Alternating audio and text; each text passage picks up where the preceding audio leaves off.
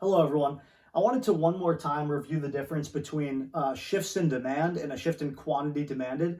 Although they sound very similar, it's actually two distinct different terms, and it's really difficult for younger economists to understand.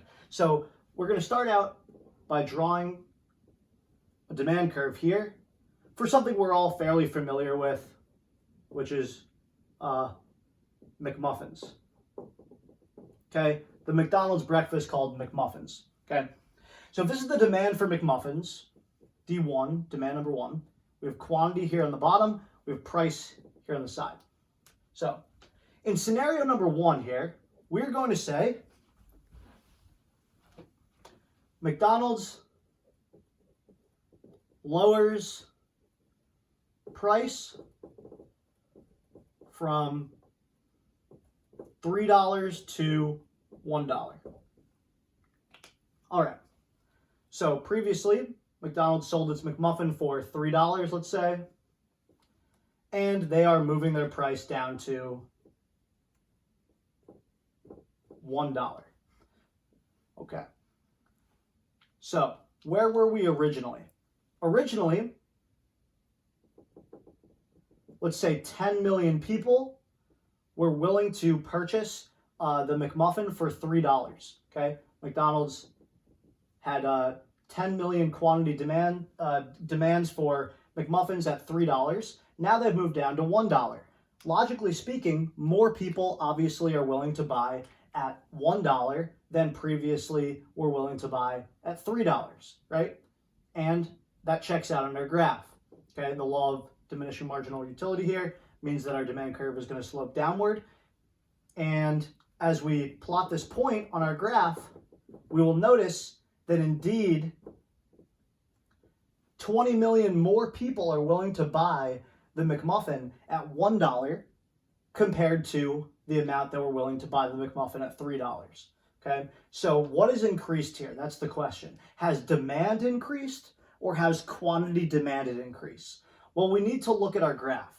And what we see here is that we still have the same demand curve. We did not have to draw a new demand curve. It didn't shift anywhere. It didn't go up or down. Simply what changed is the quantity, okay? The quantity demanded. So we moved from this point up here down to this point down here. And that's a change in QD, quantity demanded.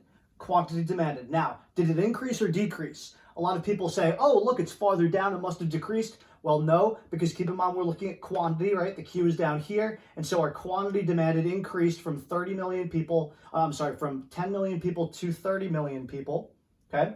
And the reason why that happened is because price decreased from $3 to $1. When price decreases, quantity demanded increases. And it makes logical sense, of course. More people willing to buy the item at a lower price. Okay, so that's situation number one. McDonald's lowered its price from $3 to $1, and that is an increase in quantity demanded, increase in QD. Okay, so time for our second scenario here. And we're going to stick with the same category, which is McMuffins, in order to provide good examples that relate to one another. So let's redraw our demand curve. We have quantity here at the bottom. We have price here on the side. All right. And this is demand one for McMuffins. So in scenario number two, let's say study shows McMuffins are healthy. Wow, okay. Study comes out, it says McMuffins, which previously were thought to be unhealthy for you, are actually very healthy for you. Maybe they, provide antioxidants or whatever they provide.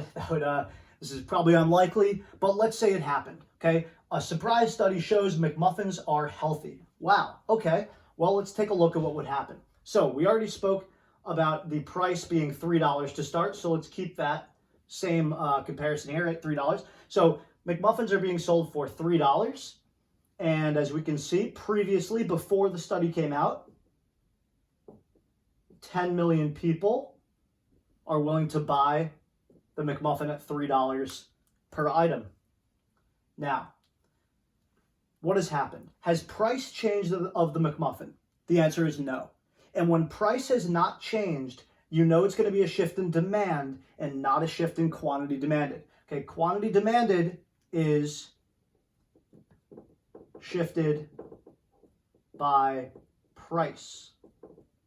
Okay, quantity demanded shifted by price. Demand is not shifted by price. Demand, on the flip side, is shifted by other factors. So here, the other factor is a study that comes out and says McMuffins are very healthy. All right, so let's see what that would do to demand. Again, price not changed; it's still $3.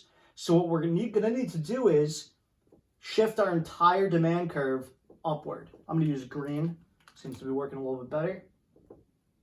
Our entire demand curve shifts upward, and we now have greater demand than before. We previously had demand of 10 million people, and now it appears we have a demand of, our quantity has moved all the way up to, let's call it 30 million people. So in both instances, more people are willing to buy the McMuffin, but the first time it was due to a change in quantity demanded because price changed. Now we have a different situation on our hands where price did not change, still $3, and yet we are operating all the way at 30 million on the quantity. And the reason for that is a shift in demand. So when the entire demand curve shifts outward like this, that's going to be due to a change in demand. We call that a shift in demand. We had to draw an entirely new curve. It's not due to a shift in price. All right, so that's the difference between a shift in demand and a shift in quantity demanded. Again, not the same thing in economics, although they do sound very similar and easy to confuse them. But quantity demanded shifted by price along the same curve, whereas a shift in demand requires that you redraw a brand new curve due to outside forces. If you're unsure about the 5 shifters of demand, go ahead and watch my video titled Shifters of Demand, and it'll give you all 5 major components of situations that would shift demand entirely, like we saw in the second scenario here. Have a great day.